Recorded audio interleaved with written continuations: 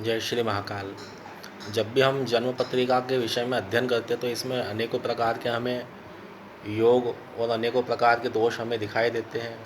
इनमें से ही एक दोष है काल सर्प दोष। जब हम काल सर्प दोष के विषय में सुनते हैं, इसके बारे में समझते हैं, जब किसी ज्योतिषाचार्य को हम अपनी पत्रिका दिखाते हैं और उनके द्वारा हमें अवगत करवाया जाता है कि हमारी पत्रिका में काल सर्प दोष है, तो हमारे मन में ये बात आती है कि ये दोष होता क्या है, ये दोष क्यों लगता है, किस कारण से लगता है, इस दोष के कारण में जीवन में क्या क्या परेशानियाँ उत्पन्न होती है। आज हम आपको इन्हीं बातों की जानकारी प्रदान करते हैं। देखिए, जन्म पत्रिका में जब हम काल सर्प दोष की विवेचना करते हैं, जब हम किसी ज्योतिषाचार्य को अपनी पत्रिका दिखाते हैं और हम पत्रिका देखने के बाद में आपको जब बताते हैं कि आपकी पत्रिका में काल सर्प दोष है, तो आपके मन में बात आती है कि ये दोष मुझे ही क्यों लगा और इसके कारण मेरे जीवन में क्या क्या परेशानियाँ उत्पन्न होगी। तो काल सर्प दोष दो कारणों से लगता है। पहला कारण होता है आपके द्वारा या आपके परिवार के किसी भी सदस्य के द्वारा किसी सर्प की हत्या कर देना। देखिए, सर्प जाति देव जाति कहलाती है, इनकी देवताओं की तरह पूजन की जाती है। कभी भी सर्पों को मारना नहीं चाहिए। भगवान शिव जी के गले में सर्प है, भगवान विष्णु जी भी सर्प के ऊपर ही लेटे हुए हैं। हमारे शास्त्रों में सर्पों की आयु बहुत लंबी बताई गई है। जितने में अपने 7 जन्म होते हैं उतने में उनका एक ही जन्म होता है। अगर आप इस जन्म में किसी सर्प को मारोगे तो वो आपका 7 जन्मों तक पीछा नहीं छोड़ेगा। जैसे आपको कोई सा सर्प दिखा और आपने उसको लठ से दे मारा, वो घायल हो गया, वो इस जन्म में प्रत्यक्ष रूप से आपको परेशान करेगा। जब आपका अगला जन्म होगा तो वो आपकी पत्रिका में आकर के बैठ जाएगा, क्योंकि वो देवता है। जितने में अपने 7 जन्म होते हैं उतने में सर्प का मात्र एक ही जन्म होता है। अपनी आयु जैसे 100 वर्ष की निर्धारित है, तो सर्प 1000 वर्ष तक जीवित रहते हैं।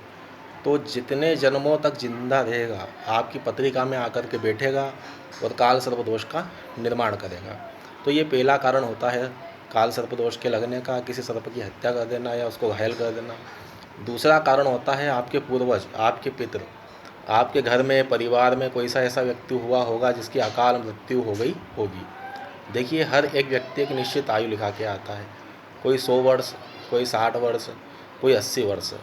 किसी दुर्घटना में या अन्य कारणों से उस व्यक्ति का देहांत हो जाता है उस आयु की पूर्ति से पहले। मान लीजिए कोई 100 साल की उम्र लिखा के आया और 50 साल की उम्र में उनका देहांत हो गया, तो 50 साल वो रहना ही है उनको यहाँ पे। ऐसे में क्या होता है, वो अधोगति में चले जाते हैं। या तो उनको प्रेत योनि मिलती है या फिर सर्प योनि मिलती है। जब प्रेत योनि मिलती है तो वो भूत प्रेत बन के भटकते रहते हैं, और सर्प योनि जब मिलती है तो वो अपने परिवार के सदस्य की जन्म पत्रिका में आकर के बैठ जाते हैं काल सर्प दोष बन करके। वो ये आशा लेकर के बैठते हैं कि उनके परिवार का सदस्य किसी तीर्थ क्षेत्र में जाकर के उनके निमित्त में पूजन करवाएगा, जिससे उनको मोक्ष की प्राप्ति हो पाएगी। ये कारण होता है काल सर्प दोष के लगने का। अब देखिए, जो पितृ है वो आपकी पत्रिका में आकर के बैठ गए हैं दोष बन करके, तो अपने को पत्रिका में पता नहीं रहता है कि अपने को काल सर्प दोष है। जब तक वो तकलीफ़ नहीं देंगे अपने को मालूम नहीं चलेगा कि अपनी पत्रिका में दोष है। मान लीजिए किसी को फीवर है तो ही वो डॉक्टर के पास में जाएगा, ऐसे सामान्य रूप से मिलने के लिए नहीं जाते हैं। ऐसे ही पत्रिका में जब काल सर्प दोष या अनेकों प्रकार के दोष रहते हैं तो वो पत्रिका संबंध में जीवन में अनेकों प्रकार की परेशानियाँ उत्पन्न करते हैं। तब वो ज्योतिषी के पास में जाएगा। ज्योतिषी आपको एक रास्ता दिखाते हैं, हम आपको एक मार्ग बताते हैं कि आप इस रास्ते पे चलिए। अगर आप इस रास्ते पे चलेंगे तो आपको जो जीवन में कठिनाइयाँ उत्पन्न हो रही है वो यहीं पे समाप्त हो जाएगी। अगर आप चलने के लिए तैयार होते हैं, आप पूजन पाठ करवाते, तो इससे संबंधित जो भी परेशानियाँ आती है वो यहीं पे हट जाती है। अब इसके कारण क्या क्या जीवन में परेशानियाँ उत्पन्न होती है। सबसे पहली परेशानी आती है अनपत्यता, अचानक किसी अनचाहे कार्य का हो जाना। घर में कोई सा अच्छा फंक्शन होता है, कोई सा प्रोग्राम होता है, अच्छा शुभ कार्य होता है, अचानक से इसी खबर का जाना जिससे उसको आगे के लिए बढ़ाना पड़े। रास्ते में चलते वक्त दुर्घटना हो जाना, चोट लग जाना, हानि का हो जाना जो आपने सोची भी ना हो। इसके कारण विवाह में विलंबता आती है। शादी की बात पक्की हो जाती है, छूट जाती है, मंगनी हो जाती है, टूट जाती है। अगर भगवान की दया से शादी हो जाती है तो ये वंश वृद्धि में दिक्कतें उत्पन्न करता है, वंश की वृद्धि नहीं होने देता है।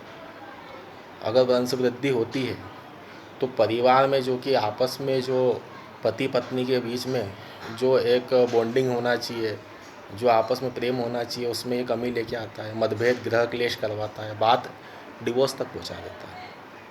समाज में हमारी निंदा करवाता है, हमारी अप्रतिष्ठता करवाता है, हमारे द्वारा ऐसा कार्य का हो जाना जिससे हमारी समाज में निंदा हो, और बनते हुए काम का बिगड़ जाना। 100 दिन की मेहनत पे ये एक ही दिन में पानी फेर देता है। आप 100 दिन तक मेहनत करते किसी चीज़ को पाने के लिए, जब आपको पता है मेरा काम बनने वाला है, कल जैसे ही होगी मेरा काम बन जाएगा, ये उसी समय अपना प्रभाव दिखलाएगा और आपके बने बनाए काम को बिगाड़ देगा। जहाँ से आपने जिस कार्य की शुरुआत करी थी, ये वहीं पे ला करके पटक देता है। आपने गेम देखा होगा सांप सीढ़ी का खेल, उस पर सबसे बड़ा सर्प बैठता है 99 पे। आपको पता है मैं 100 पे पहुंचने वाला हूँ, ये 99 पे काटता है, वापस आप नीचे आगे गिर जाते हैं। ऐसे ही आपके जीवन में भी होता है। आपको पता है कल जैसे सुबह होगी मेरा काम बन जाएगा, ये उसी समय प्रभाव दिखलाएगा और आपके बने बनाए काम को बिगाड़ देगा। ऐसा क्यों होता है? ऐसा इसके लिए होता है क्योंकि राहु और केतु जो है ये छाया ग्रह कहलाते हैं, सर्प ग्रह कहलाते हैं। इन्हीं के कारण जन्म पत्रिका में काल सर्प दोष की उत्पत्ति होती है। राहु और केतु क्या है? राहु जो है सर्प का मुख है, राहु जो है सर्प का मुख वाला हिस्सा है और केतु सर्प की पूंछ वाला हिस्सा है। अब राहु और केतु जो पत्रिका में आमने सामने बैठते हैं, वो ये कुंडली मार के बैठते हैं। जैसे आपने सर्प को देखा होगा गोल घेरा बना करके बैठता है, ऐसे कुंडली मार करके पत्रिका में विराजमान होते हैं। जब इनकी कुंडली के अंदर सारे ग्रह विद्यमान हो जाते हैं, फंस जाते हैं, इनकी कुंडली के अंदर जब सारे ग्रह घेरा जाते हैं, जब पत्रिका में काल सर्प दोष की उत्पत्ति होती है। तो आपने सुना है कि राहु केतु क्या है? सर्प ग्रह है। तो आपने सर्प को देखा होगा रेंगते हुए। कभी आपने देखा है कि सर्प जैसे ट्रेन चलती है ऐसे सीधे चले जाता है?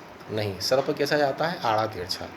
तो जिसकी पत्रिका में ये दोष रहता है उसका समय भी सीधा नहीं चलता है, आड़ा तिरछा चलता है। कभी समय बहुत ऊपर अच्छा जाता है, जब सर्प ऊपर जाएगा तो आपके समय में अचानक से बहुत लाभ होने लग जाएगा, अच्छा समय आने लग जाएगा, कोई दिक्कतें नहीं आती जीवन में, हर एक कार्य आसानी से हो जाती है। और सर्प जैसे नीचे आने लग जाता है तो समय में गिरावट आने लग जाती है, खराब समय स्टार्ट हो जाता है। फिर सर्प ऊपर जाएगा, फिर अच्छा समय स्टार्ट हो जाएगा। तो जिस प्रकार से एक सर्प की चाल होती है, ऐसे ही मनुष्य के जीवन की भी चाल हो जाती है। तो ये दिक्कतें इस दोष के कारण उत्पन्न होती है और राहु और केतु के कारण ये दोष लगता है पत्रिका में। राहु और केतु के मध्य में जब सारे ग्रह विद्यमान हो जाते हैं तो काल सर्प दोष की उत्पत्ति